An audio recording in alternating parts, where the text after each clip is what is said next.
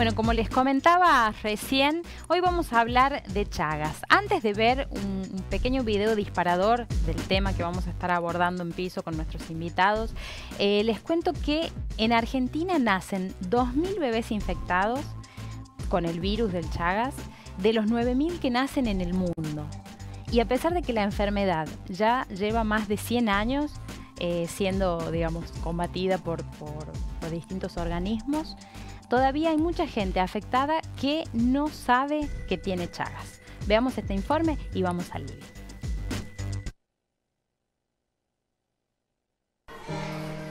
Todos los bebés heredan algo de sus mamás. Florencia va a heredar el pelo. Juan va a ser alto, muy alto. Laura no va a pasar el 1,50 m, como mamá. Pedro va a heredar su nariz. Celeste, su facilidad para las lágrimas. Y Marcos, su generosidad.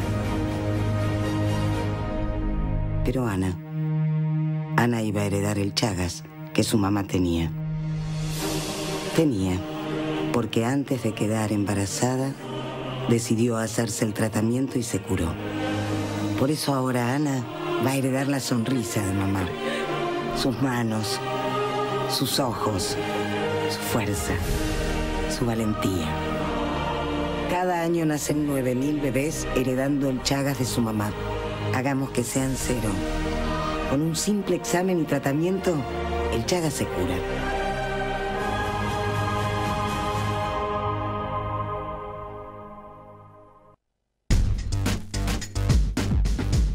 Ahí veíamos este video de la Fundación Mundo Sano haciendo un llamado a la concientización para, bueno, diagnosticar los casos de Chagas a tiempo y evitar la transmisión. Están con nosotros para hablar del tema Ivana Amelotti, bióloga e investigadora del CRILAR de aquí de La Rioja, y el doctor Eduardo Bazán, director de epidemiología del Ministerio de Salud de La Rioja. Buenas tardes, ¿cómo les va? Buenas tardes, ¿qué tal? Un gusto, bueno. Muchas gracias por la invitación. Está bien. Ahí veíamos, bueno, un video que en realidad es disparador de la temática que estamos tratando. Recién me aclaraba el doctor, el Chagas no es un virus, es, digamos, un parásito. Una enfermedad parasitaria. Sí. ¿Y en qué consiste esta enfermedad? Bueno, justamente es un dato, no es un dato menor, porque justamente esta enfermedad tiene distintas aristas que tienen que ver con su forma de contagio, ¿no?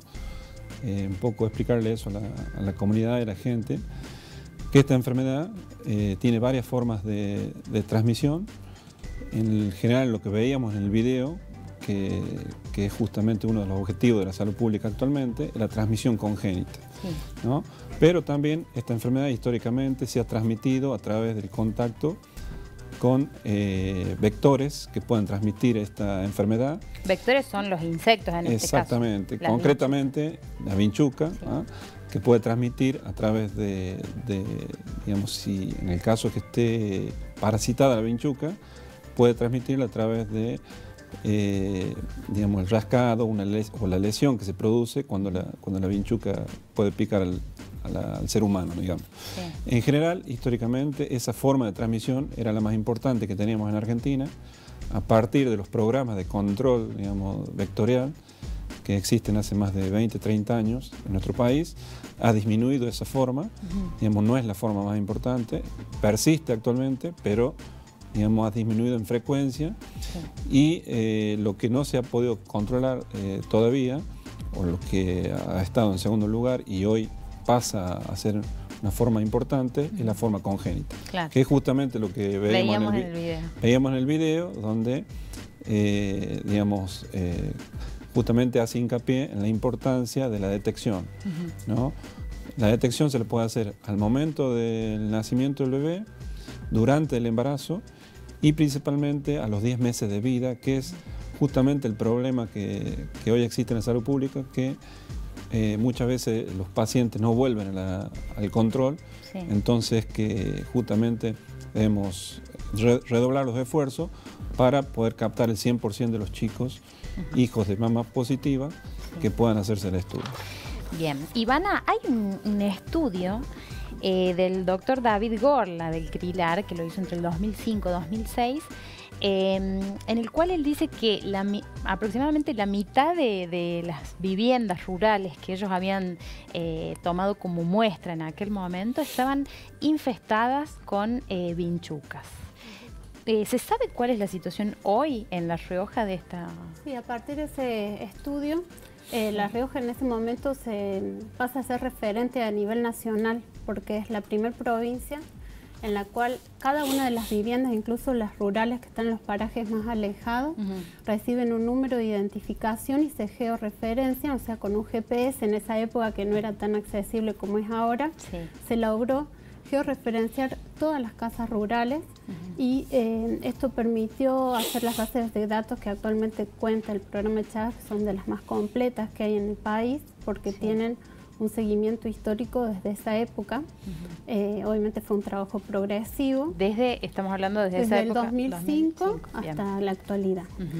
Y gracias a esa información que está individualizada por vivienda, es que uno puede seguir cómo ha sido el avance de las acciones de control, qué tratamiento se aplicó en cada vivienda, y hasta está el registro de qué insecticida se utilizó en cada caso, cuándo se ha vuelto a detectar la presencia de vinchucas luego de que una casa ha sido tratada. Entonces esa información es muy valiosa y fue tan importante ese momento a nivel epidemiológico que se lo tomó como referencia en nuestra provincia. En otros países y en otras provincias de Argentina. El estudio decía que, digamos, de las viviendas que sí estaban infestadas con los vectores, digamos, con las vinchucas, un alto porcentaje, casi el 30%, tenía vinchucas en el interior de la vivienda y el resto, había aproximadamente casi un 40% que tenía en corrales, en espacios más externos. Claro. Hay mucha gente que nos ve ahora en el interior. Sería bueno por ahí comentarles o detallarles qué cosas pueden tener en cuenta para detectar si es que hay vinchucas en la casa, ¿no? Sí, hay desde los pobladores siempre está la demanda del rociado, que es algo que uno intenta siempre que se cumplan los planes de rociado. Pero también hay acciones que cada poblador puede hacer en su vivienda para poder evitar de que la vinchuca puede llegar volando, pero que no genere colonia. Colonia es cuando los adultos ponen huevos y esos huevos nacen dentro de nuestras habitaciones y se genera una familia de vinchucas conviviendo con nosotros. Entonces, para evitar la colonización de las viviendas es muy importante el compromiso de cada poblador en la limpieza, en el cuidado, en estar controlando de que no haya grietas en los dormitorios, tratar de tapar todo lo que son las grietas, que no haya cosas acumuladas dentro de la habitación, que los animales no ingresen dentro de los dormitorios de ser posible, porque las vinchucas no solo nos pican a nosotros, ellas se alimentan de nuestra sangre, pero también comen de la sangre de otros vertebrados, como las gallinas, los perros. Entonces, el convivir en el dormitorio con animales hace que la población de vinchucas podría crecer. Claro. Doctor, ¿se sabe cuáles son las zonas que por ahí están más afectadas en La Rioja con el tema del Chagas? Bueno, en general, en lo que hace, digamos, a la temática, digamos, de la infestación de viviendas por el vector, el sur de la provincia, la zona más endémica que tenemos en nuestra provincia, si bien lo encontramos, digamos, la vinchuca la encontramos en todos los departamentos de nuestra provincia, los índices más altos los tenemos en la zona sur, ¿no? Donde el sur de la provincia es, digamos, el que tiene las condiciones biológicas más predisponentes, por decirlo de alguna manera, y también donde todavía persisten algunos hábitos como el de convivir en la zona rural cerca de los corrales, como bien explicaba Ivana. También destacar un poco que si bien estos 20 años el pilar de tratamiento fue el control con insecticidas, nos encontramos actualmente donde no solamente debemos trabajar con el control químico, sino que hay que trabajar fuertemente con otros aspectos de la enfermedad, como son el conocimiento, como es los cambios de hábitos, que es lo más difícil, ¿no? Porque muchas veces uno puede instaurar algún tratamiento médico, biológico, pero si la comunidad no entiende, digamos, o no tan solo no entiende, sino que cambia su forma de vida, su hábito, es difícil, digamos, lograr un impacto definitivo, ¿no? Doctor, ¿cómo se está llegando a ese sector de la población que está en riesgo, digamos, que está más cerca de contraer este tipo de enfermedad? ¿Cómo trabaja el Ministerio de Salud particularmente? Bueno, en principio se hacen campañas